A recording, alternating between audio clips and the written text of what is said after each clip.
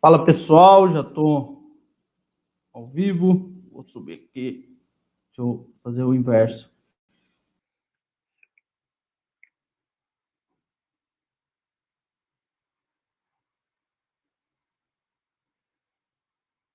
Estamos ao vivo. Deixa eu só compartilhar nas redes aí, no perfil. E aí a gente já inicia a live, que hoje a gente tem bastante coisa para conversar, hein, Bruno? Opa! Desafio enorme. Rapidinho, deixa eu só compartilhar aqui. E a gente já inicia. Se você puder fazer também, Bruno, a gente atinge mais gente aí para nos ouvir. Como é que eu faço para compartilhar? Pega só o link? Eu vou... Você quer o link agora? Deixa eu pegar já da página. Passo já no seu WhatsApp aí. Só um minutinho. Já tem um pessoalzinho entrando. Bacana.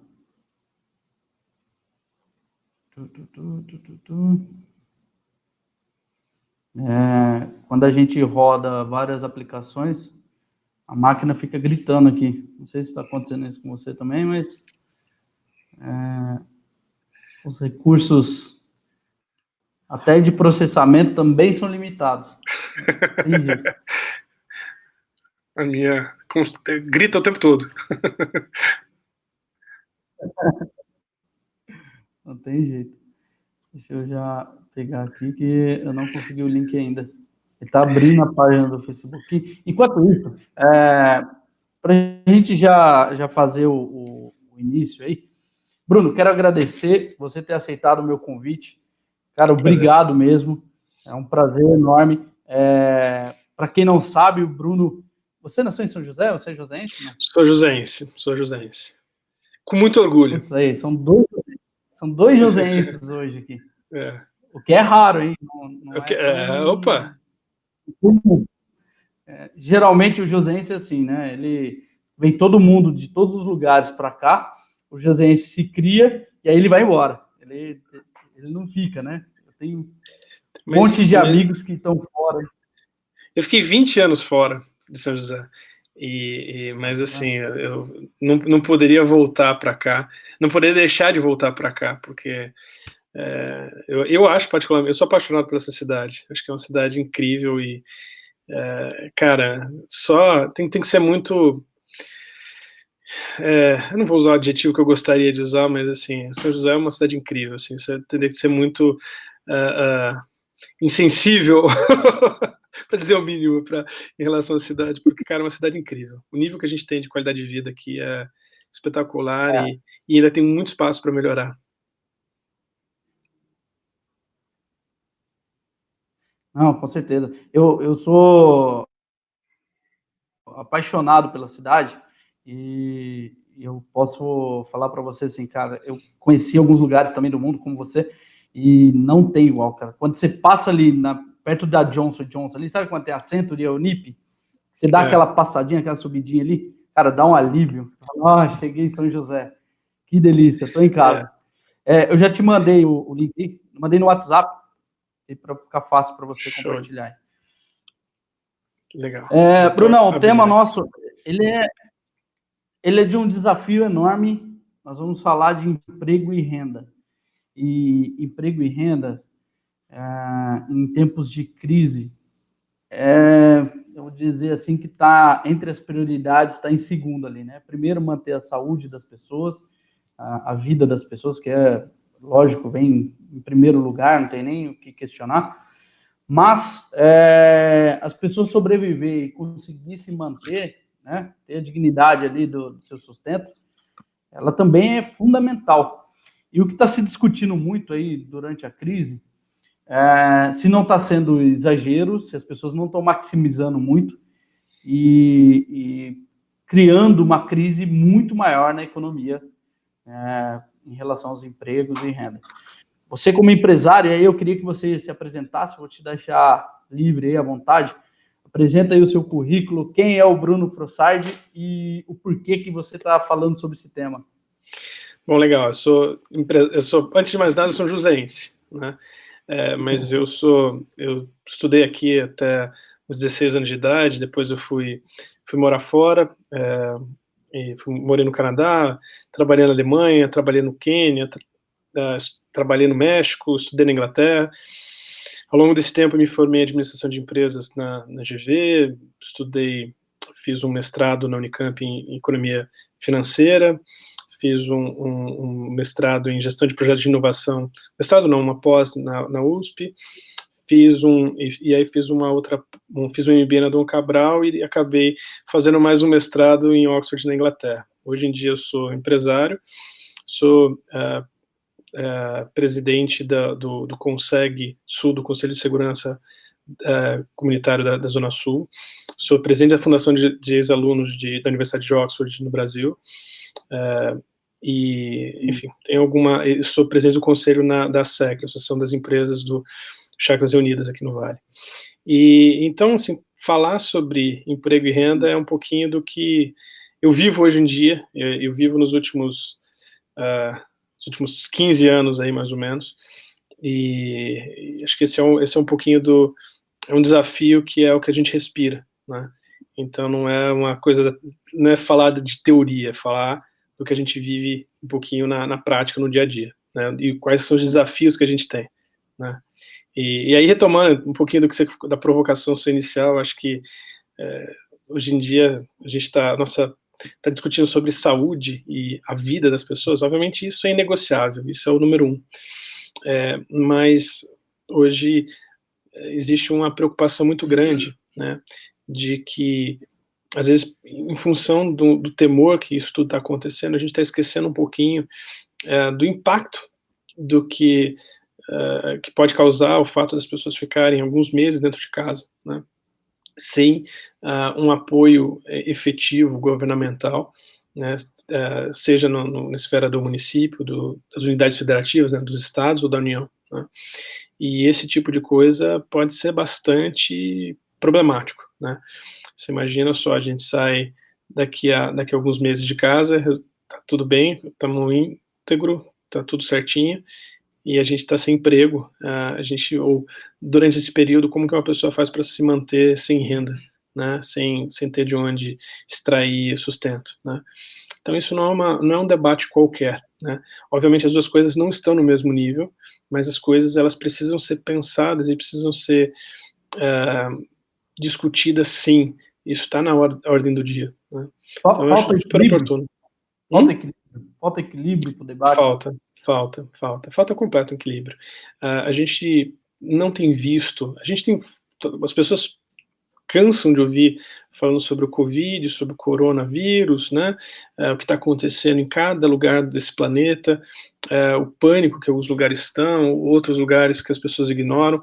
Você veja que não existe o equilíbrio nem na abordagem em si do tema, né. A gente tem um presidente que faz um desserviço na medida em que ele diz que a coisa é uma gripezinha, ao mesmo tempo em que a gente tem pessoas que provocam um absoluto pânico na população, o que também é um desserviço, né.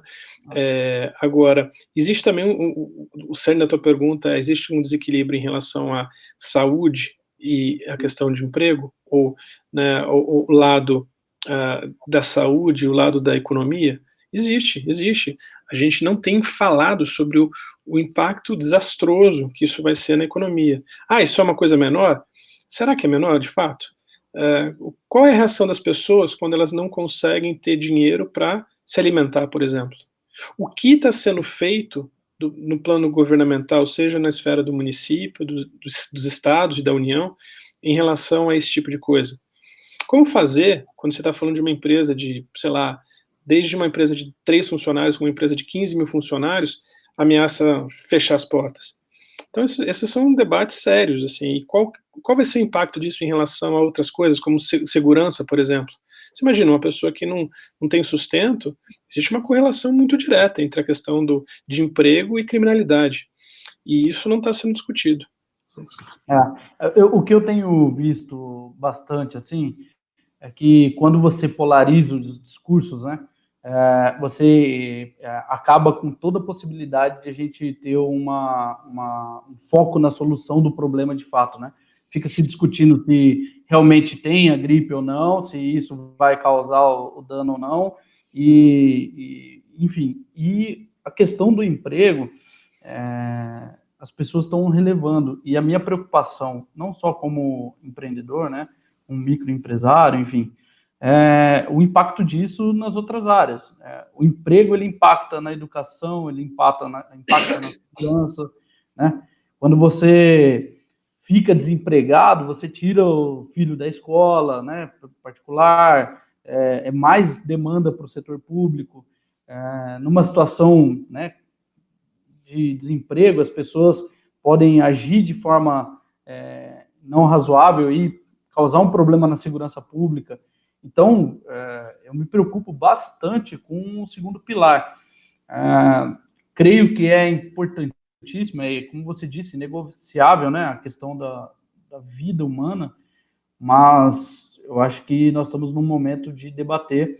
E aí eu vou te dar um dado muito legal, que existe uma esperança aí de a gente conseguir achatar a curva, né? Como todo mundo já sabe aí o que é curva estatística, as pessoas já estão cansadas de ouvir isso, mas há a possibilidade enorme de em 10, 15 dias a gente, pelo menos no estado de São Paulo, achatar a curva mesmo de fato, e daqui 15 dias a gente conseguir retomar alguns serviços e a economia começar a ter uma esperança.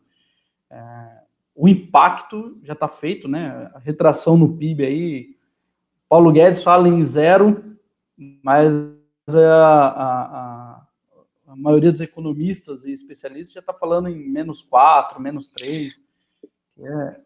O impacto vai ser assombroso se os números que o próprio Ministério da Saúde tem colocado forem verdadeiros. O ministro da Saúde na sexta-feira falou da crise durar até setembro. Se isso for verdade, a gente está falando de uma destruição de valor para a economia brasileira de uma ordem dantesca. Vou te dar um exemplo simples. Nos Estados Unidos, em que o nível de recessão de emprego é próximo de 0, né? A gente, se não me engano, a gente está falando de 3% aproximadamente ali, que é praticamente pleno emprego, tá? Agora, eles estão discutindo, ao final da crise que se espera ali, alguma coisa em torno de 30%. Cara, 30% é coisa demais. Se isso for verdade, né, é um número que é alarmante, né? Então, assim, a gente está falando aqui no Brasil, tudo é estimativa, tudo é chute, não existe nada de muito concreto. O que a gente pode falar que sim é muito concreto, é muito real, é que vai ser desastroso. A diferença que a gente tem aqui no Brasil é que o nível de poupança que as pessoas e as empresas têm é um nível relativamente baixo, enquanto também, por outro lado, a gente tem um nível de endividamento que é relativamente muito alto. Tá? Então você junta esses dois fatores ao mesmo tempo, e aí você coloca essas empresas, por exemplo, independente de quais sejam elas, de um pequeno comércio ou uma grande indústria, e esse negócio tem que ficar parado por um tempo grande. Qual o problema disso? O problema é que ele tem uma série de custos fixos, que não tem como fazer. Você tem aluguel, você tem energia, você tem água, você tem, sei lá, tem uma série de coisas que você vai pagar. Água não é um bom exemplo, mas aluguel, energia, pessoas, folha de pagamento, né? Isso tudo você vai ter que continuar pagando. Como é que você faz ao final desse período? Quanto de dinheiro que você precisa ter para você segurar a bucha por 6 meses, por exemplo, quando a gente está falando de setembro? Então é um estrago muito grande. Tudo que as pessoas falam agora é chute, mas o que precisa haver, sim, de fato, é liderança nesse processo e apoio, né? A gente tem visto muitos empresários até fazendo doações, está com baixa produtividade, um monte de mercadoria, um monte de serviços disponíveis, e as pessoas não vão ter dinheiro para utilizar, então naturalmente, e também tem um senso de coletividade, né? Acabando com aquela imagem do empresário vilão, né? O empresário que doa serviço, que se sensibiliza, né, pela situação.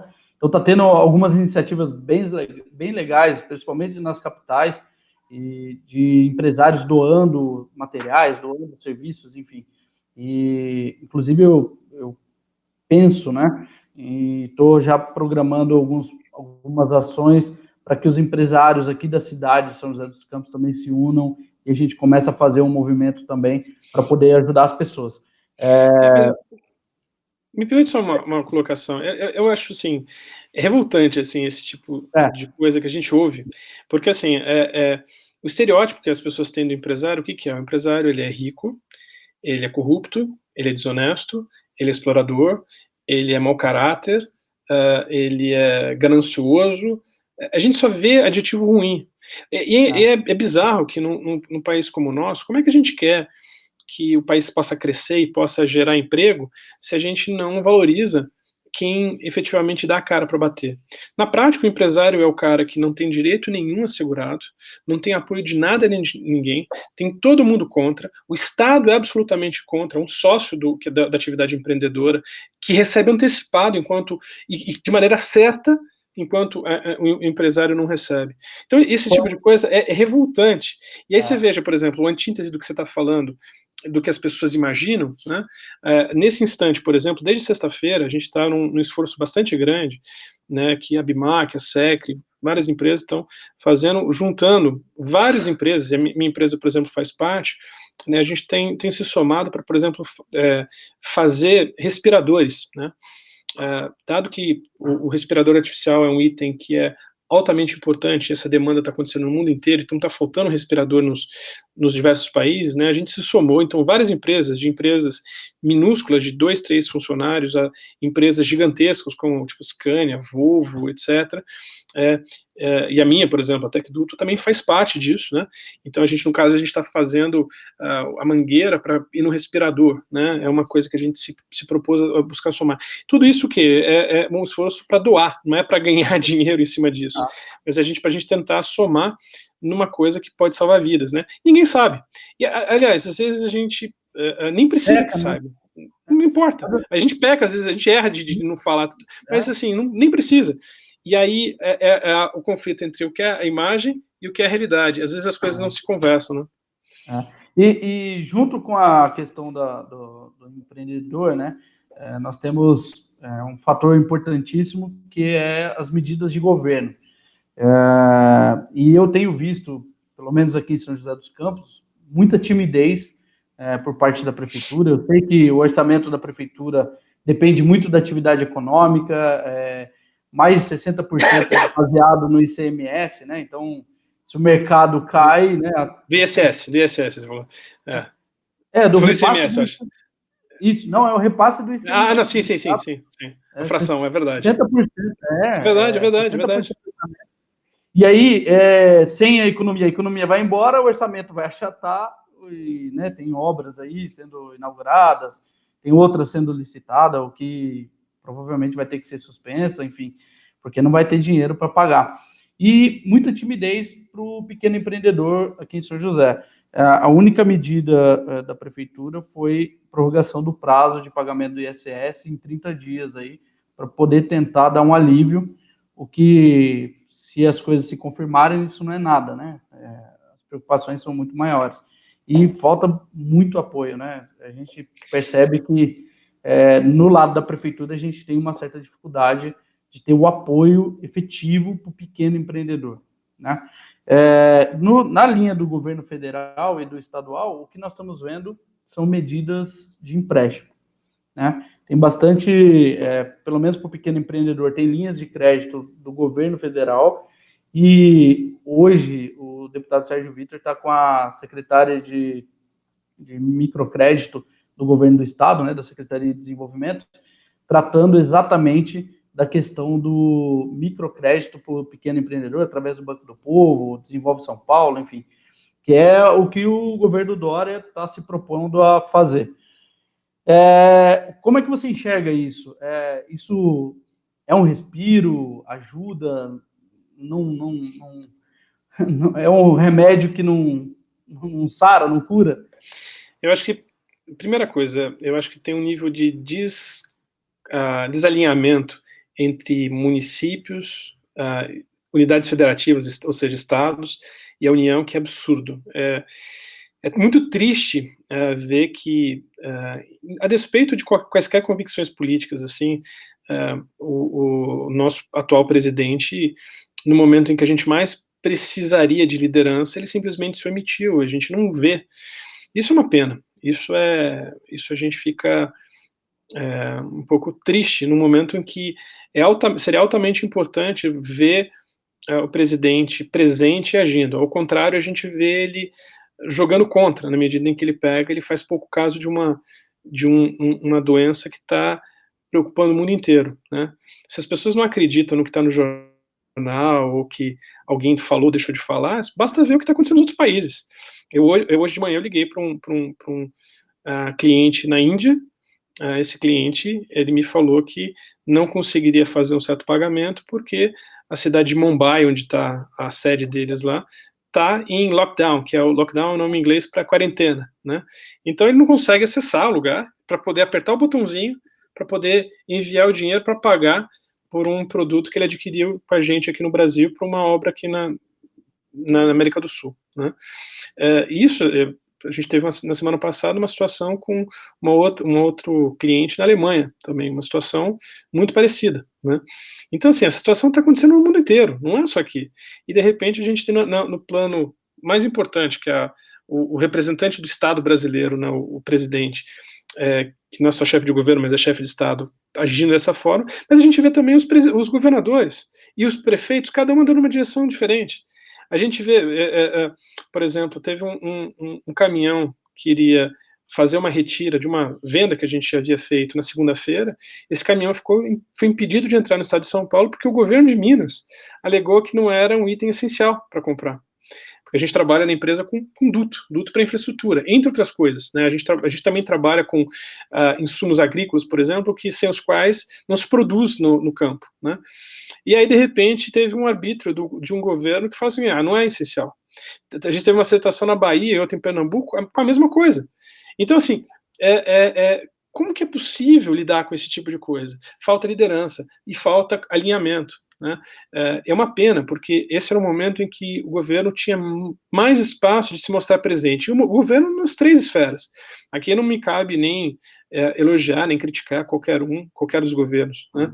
Mas, assim, eu acho que, como empreendedor, eu me ressinto um pouquinho de ter um apoio mais consistente, mais firme, mais real para o que está acontecendo de verdade. O que está acontecendo de verdade é um tremendo desastre.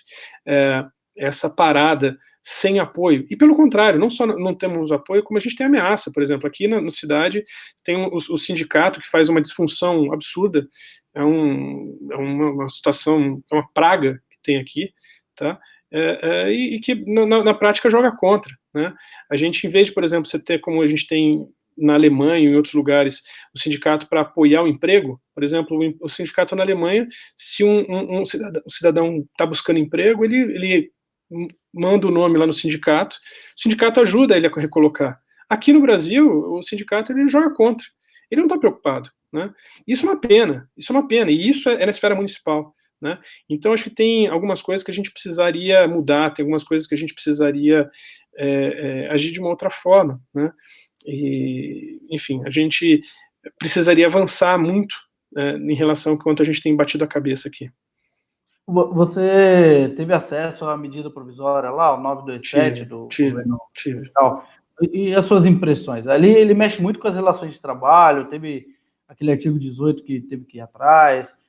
De fato, dá fôlego essa medida ou é um paliativo? Acho que para responder isso aí, a gente primeiro precisa entender que a situação é muito grave. A gente precisa entender que se não houver uma empresa em pé, não vai ter emprego. E assim, a gente está falando, se a gente não tiver as pessoas com capacidade de receber alguma coisa, ou de pagar alguma coisa, não existe, não tem uma relação que vai se sustentar. A situação que a gente está falando de parar empresas por um período muito longo, significa que a empresa não vai ter fonte de renda. Então, como que você vai pagar a folha de pagamento, que é um custo fixo, tá? Então, assim, é um problema bastante sério. E eu acho que, isso posto, o governo precisava agir de 2 formas. Precisava, de um lado, do lado do custo, então, ajudar as empresas em relação a reduzir os custos que ela tem. Então, por exemplo, as questões de impostos, contribuições, obrigações acessórias das mais diversas, isso precisava ser suspenso, cancelado por um certo período de tempo, tá? Como também a questão de apoiar no que diz respeito a como que a gente vai fazer para a gente pagar quando a gente não tem renda, né? Então precisava ser definida uma métrica em que as empresas pudessem ser apoiadas proporcionalmente ao seu faturamento, ou seja, respeitando os maiores de acordo, quem emprega mais recebe mais para poder repassar, ou seja, por exemplo, vários países têm apoiado com frações do salário enquanto essa crise está acontecendo, né, por um certo período de tempo, né? Então, por exemplo, tem países que estão falando de 85% do salário, de 75%, né, mas é o governo ajudando. Aqui o governo tem se omitido. O governo não tem falado, não, em nome da crise fiscal que vai acontecer, a gente não vai fazer nada. Caramba, mas a gente precisa sobreviver ao final dessa crise para poder até discutir se vai ter crise ou não vai ter crise, né? A situação que a gente está falando é uma situação dramática, né? E isso posto assim em relação a essa medida, eu vejo essa medida com excelentes bons olhos, tá? Porque ela é uma medida que ajuda a desburocratizar uma série de excessos que a gente tem aqui no Brasil, mas eu acho que ela em si, ela é só uma parte. Tem algumas coisas que são relativamente polêmicas ali, mas a gente tem que olhar por que elas são tão polêmicas, porque a gente parte de uma premissa da CLT, que é de 1940, que é altamente retrógrada, que gera um custo altamente grande, e que ninguém pode falar. É engraçado que as pessoas lutam, se matam para ir para os Estados Unidos, né? Falam assim, eu vou cruzar a fronteira do México, faz o que não sei o que, falando das pessoas que querem entrar de maneira ilegal. Tubarões. E chega lá, o que você tem de apoio? O que você tem de CLT lá? Não tem nada. O que impera lá? O que impera lá é o contrato de trabalho. O que impera é a relação entre as pessoas, né? Então, assim, por exemplo, aqui a gente é obrigado a recolher, por exemplo, o FGTS para qualquer pessoa, né? Que é um dinheiro que é basicamente rasgado. É um dinheiro que serve para financiar a construção civil. Poxa vida, mas eu preferia receber esse dinheiro no meu bolso.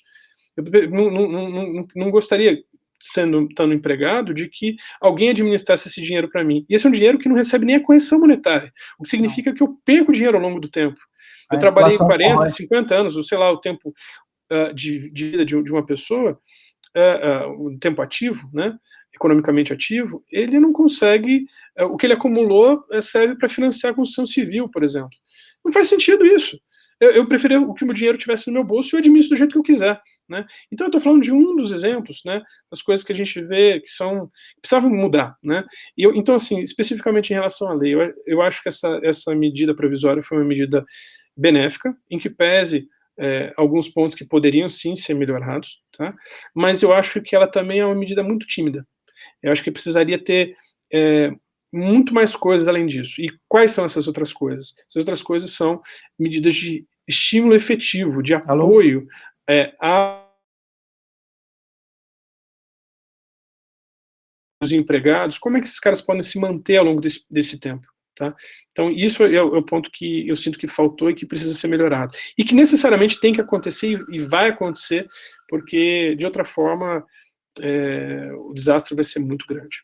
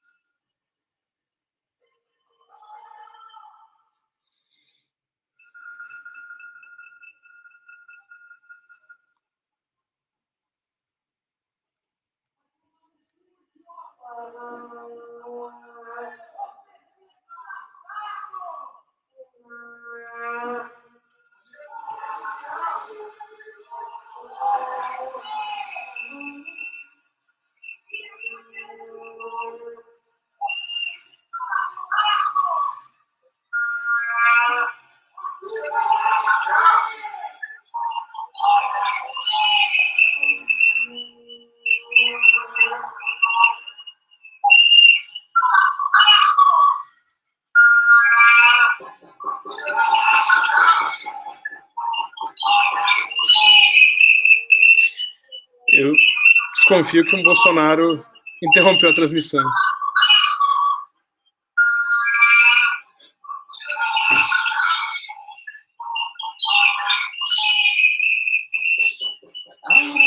Desconfio que o Bolsonaro